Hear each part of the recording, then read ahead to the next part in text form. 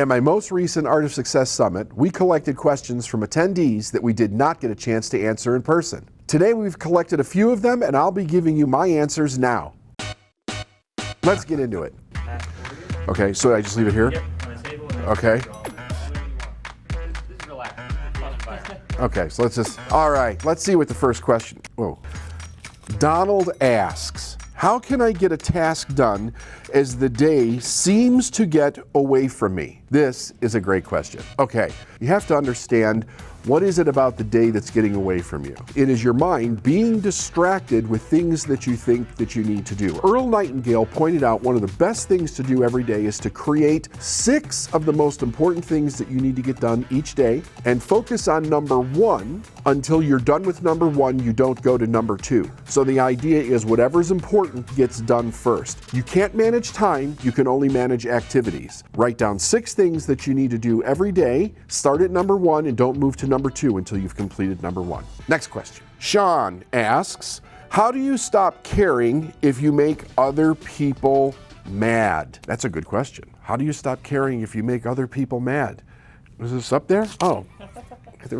Let's get rid of that. Okay, so it's not so much that we care that they're mad at us. The idea is that we really want people to like us and we want people to appreciate us. So we have to change that. We have to make it internal for ourselves. The only person that you should care if they like you or appreciate you is yourself. When you do that, you won't care whether somebody else is mad or not because it's not your responsibility, that's their problem. Jerry asks, how do you recommend I go about letting go of secrets? First of all is to stop keeping secrets. That's the first thing. And the reason that I say that is because you need to become comfortable with whatever reason you would keep a secret in your life, whether it's you're embarrassed about something, maybe you feel shame around it, maybe you feel guilty. You should have somebody that's a confidant where you can share something, you can get it off your chest, you can express it the way that it needs to be expressed, and you start to rewire your mind that the reaction that you need to be concerned with is only yours, not what somebody else thinks. See, there's part of your mind that actually thinks something bad is going to happen if people know your secrets. When you get them out and nothing bad happens, your mind begins to rewire. All right, next question. Sarah asks, what should a coaching package look like for high-end clients? Interesting. Nobody is buying a package. That's what we have to understand. People are buying a result. Focus on the result, not the package. If somebody comes to me, the only conversation we're having is how important is it for you to achieve X, not what's in the package. People buy results, not packages. Next question. Julie, how do I start choosing things based on what I want? Great question. Julie, start giving yourself permission to want things on the daily. Acknowledge what you want and take action on the things that you want. It starts small, right? There's something big inside everybody that everybody wants, but if they have not given themselves permission, they don't yet have the mental muscle to say yes to it. So start with things that are small. Realize where you deny yourself things that you should be saying yes to and start saying yes. Start small and grow it every day. Oops. Get in there. Oh, Anonymous. How do you stop the physical experiences of hard emotions? Crying when upset or convulsing from panic? Great question. You don't. When you're having a physical reaction to an emotional experience, one of the reasons why it becomes out of control for a lot of people is because they try to suppress it. Never try to suppress any physical emotion. The key, though, is how do I express it in a healthy way? So instead of like maybe just crying uncontrollably in an office full of people, you realize that you're having an experience that you need to express in the form of crying, and you take yourself to a private place and you let yourself cry your eyes out. Get it all out of your system. Actually, that's the fastest way to heal from any kind of trauma or upset in your life. Never suppress it. Give yourself the experience of expressing it, and you will feel so much lighter when it's over. You'll move on much quicker.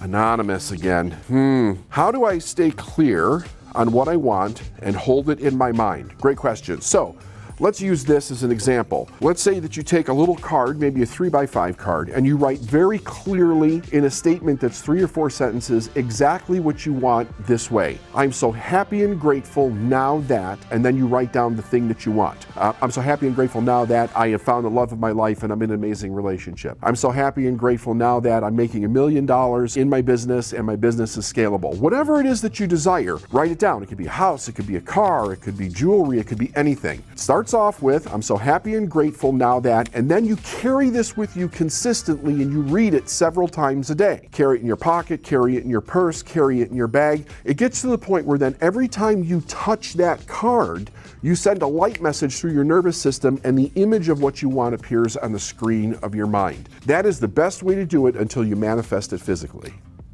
Next one. Leanna asks, is it necessary to deal with your emotional issues before you decide to go for what you desire? Absolutely not. The only way to deal with issues is to progressively move forward toward the thing that you want. And as your emotional issue comes up because it's being challenged by what you're going after, you deal with it as you move forward. That is the only way that we grow. Dealing with your emotional issues before you do anything is a stalling tactic and an excuse that will keep you stuck in the same place for the rest of your life. Shasta asks, what is one regret that I have? Actually, I don't have any regrets. I did struggle with one for years. So the idea is there was something in my life that was painful that I used to think to myself, if I could go back, I would change that one thing. But see, that's an ignorance, because the idea is you don't know what the impact would have been had you changed it. Here's what I know. I know who I am now. I know what I have worked through. I know what my current weaknesses are, and I know what I'm working toward. If I change anything, I would not be in the position that I am today, and I absolutely love the place that I am in as a person and as a business owner and as a friend to many. Layla asks, after all the success you have found in your life, what is one thing that you're currently working on? My weight. From a very different place than most people think. Until I completely want to change it, I won't change it. Never change anything because somebody else wants you to change it. You have to figure out, how do I get completely in my yes about something, and when you do, you'll change it. I've changed a number of things in my life that way, and I'll change this one the same way. Anonymous asks, Anonymous again. How do you manage the dynamics of change when implementing big changes that might affect the team or potential clients? Actually, this one's an easy one. It's called getting agreement. The way that we work with our team is we have a vision, we have a goal that we're going after collectively with the company. Also, everybody in the company has their own personal vision and goal for their life. We're all trying to accomplish them together by going in the same direction. So the idea is that we communicate on what we're going to agree to do to move the entire company that way, so that every one of us fulfills the goals in our life that we want to fulfill. It's never about telling somebody to do this or telling them to do that. It's about let's collectively come together and bring the genius of everybody together and figure out, how do we actually move this thing in the direction where we all become fulfilled. As far as the clients go, the idea is that you're just honest with clients. If you're making a change in systems, if you're making a change in delivery, whatever the change is that's happening that's going to affect them, you just tell them what it is. Say, listen, here's what the change is, here's how it's going to affect you, and here's how we see that you can deal with this the best way that you can. It's always about honest communication. Christopher asks, what is the best way to be as kind to myself as I am to others? The answer to this, be kind to yourself first. Do what you want first. Do not make excuses for what you want or what you don't want in your life. Be kind to you, and you will automatically be kind to others. Okay, Caitlin asks, what made you choose to share this knowledge? That's a great question. In 1970, our family had a major tragedy that affected the entire family. I won't get into exactly what it was, but it was a tragedy.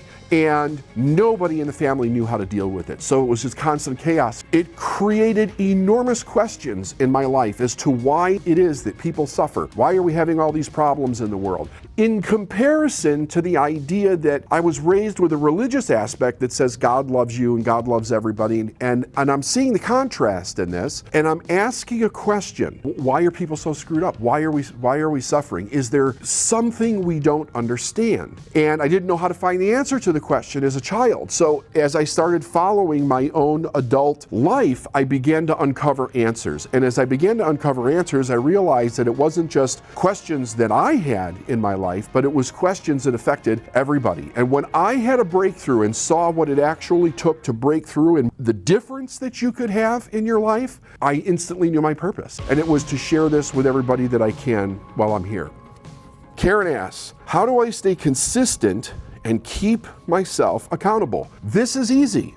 Only do what you want to do. It might be hard for a person to hear this, but let's think about this for a second. Why does a person not be consistent? Why are they not accountable? Because they're trying to get themselves to do things that they don't want to do. So what if we change the narrative? Like, we're all raised with, you got to do the stuff that you don't want to do. This is the way the world is. What if we changed it? What if that's not true? What if that was a lie from the pit of hell? What if we could just do the things that we wanted to do? As an adult, you can. And then when you look at things that you're not happy with, change the question. How do I get myself to want to do this? Because here's what I know. After 25 years of working with other individuals, nobody ever follows through completely and does something that they don't really want to do. But they will do it with something that they do want to do. So how do I get myself to do things that I don't want to do? You don't. You only do the things that you do want to do, and then what will happen is what you want futuristically will change. And you will go from success to success to success. I mean, if there's a secret to success,